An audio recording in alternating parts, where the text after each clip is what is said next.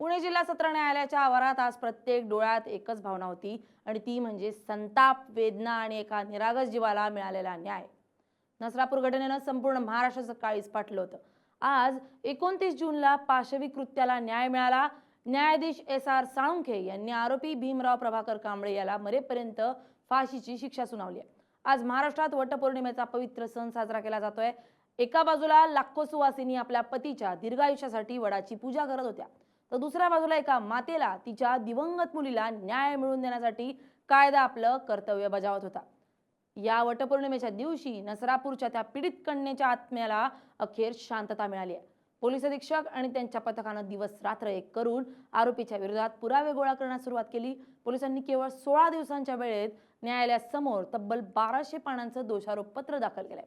या दोषारोप पत्रात केवळ कागदोपत्री पुरावे नव्हते, तर त्या चिमुरडीच्या रक्ताचा आणि वेदनेचा प्रत्येक अंश आरोपीला फाशीच्या फंद्यापर्यंत नेण्यासाठी पुरेसा होता। या प्रकरणाचं गांभीर्य लक्षात घेऊन न्यायालयानं दैनंदिन तत्वावर सुनावणी घेण्याचा निर्णय घेतलाय। न्यायालयात हा खटला सुरू झाला। सरकारी वकील अजय मिसर यांनी पीडितेची बाजू अत्यंत भक्कमपणे मांडली। जिनं अजून जग पाहिलेलं नाही, तिच्यावर असा अत्याचार करणं आणि तिची हत्या करणं हे क्रूरतेचं टोक आहे। जर अशा गुन्हेगाराला मरेपर्यंत फाशीची शिक्षा दिली नाही, एकूण 55 साक्षीदारांच्या साक्षी नोंदवण्यात आल्यात। यामध्ये वैद्यकीय अधिकारी, फॉरेन्सिक तज्ज्ञ आणि प्रत्यक्षदर्शींचा समावेश होता। शवविच्छेदन अहवाल आणि DNA चाचणीचे अहवाल हे आरोपी भीमराव कांबळे यांच्या विरोधात सर्वात मोठा पुरावा ठरलेत। आज 29 जून सकाळपासूनच न्यायालयाच्या परिसरात मोठी गर्दी झाली होती। पीडितेचे आईवडील, नातेवाईक आणि सामान्य नागरिक न्यायालयात उपस्थित होते। आजचा दिवस वटपौर्णिमेचा। याच दिवशी यमराजाकडून सावित्रीनं आपल्या पतीचं प्राण मागून आणले होते। आजच्या आधुनिक युगात नसरापूरच्या त्या दुर्दैवी माऊलीसाठी कायदाच सावित्रीच्या भूमिकेत उभा राहिला होता। त्या माऊलीनं आपल्या पतीच्या दीर्घायुष्यासाठी नाही, तर आपल्या गेलेल्या मुलीला न्याय मिळवून देण्यासाठी आणि समाजातील इतर मुलींचं रक्षण करण्यासाठी न्यायालयात डोळ्यात अश्रू आणून प्रार्थना केली होती। वटपौर्णिमेच्या याच पवित्र मुहूर्तावर न्यायालयानं आपला ऐतिहासिक निर्णय जाहीर केलाय। न्यायाधीशांनी आरोपी भीमराव कांबळे याला दोषी ठरवलंय आणि त्याला मरेपर्यंत फाशीची शिक्षा सुनावली आहे। 2 महिन्यांच्या आत न्यायालयानं हा खटला निकाली काढलाय। भारतीय न्यायव्यवस्थेच्या इतिहासात इतक्या कमी वेळात बलात्कार आणि हत्येच्या खटल्यात फाशीची शिक्षा सुनावण्याची ही एक कौतुकास्पद घटना ठरली आहे। निकाल जाहीर होताच कोर्टरूममध्ये आणि कोर्टाच्या बाहेर भावनिक उद्रेक पाहायला मिळालाय। पीडित चिमुरडीच्या आई वडिलांना आपले अश्रू आवरता आले नाहीयेत। आईनं हंबरडा फोडलाय। तिचे रडू न्यायालयात उपस्थित असलेल्या प्रत्येकाच्या काळजाला घर पाडून गेले। ते अश्रू केवळ दुःखाचे नव्हते, तर त्यात आपल्या लेकीचा न्याय मिळाल्याचं एक मोठं समाधान होतं। पोटचा गोळा कायमचा निघून गेला असला तरी तिच्यावर अन्याय करणाऱ्या नराधमाला त्याच्या पापाची शिक्षा मिळाली, ही भावना त्या माऊलीच्या चेहऱ्यावर स्पष्ट दिसत होती।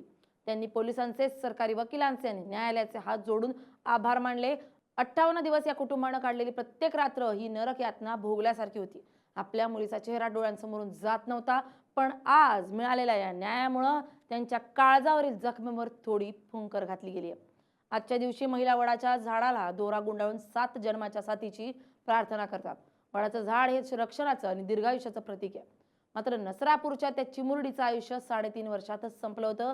आज न्यायालयानं दिलेल्या फाशीच्या शिक्षेमुळे समाजात हे सिद्ध झालंय की जर कोणी एखाद्या निरागस मुलीचं आयुष्य हिरावून घेण्याचा प्रयत्न करेल, तर कायदा त्याचा काळ बनून उभा राहील।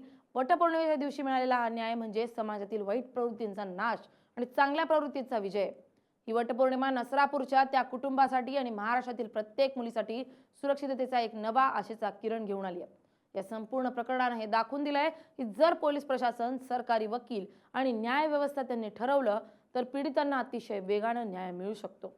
न्यायालयात खटले वर्षानुवर्षे चालतात, ज्यामुळे पीडितांचे कुटुंबीय खचून जातात आणि गुन्हेगारांचं मनोबल वाढतं।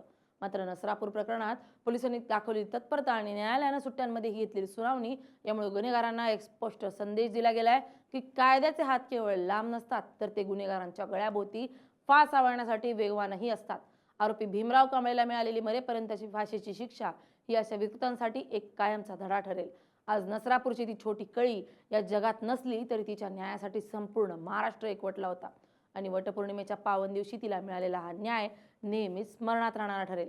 1 मे ज्या दिवशी संपूर्ण महाराष्ट्र पौर्णिमा साजरा करत होता, त्या दिवशी पुण्याच्या नसरापूरमध्ये माणुसकीला काळीमा फासणारी घटना घडली। एका आईचं काळीज फाटलं, बापाचा कणा मोडला।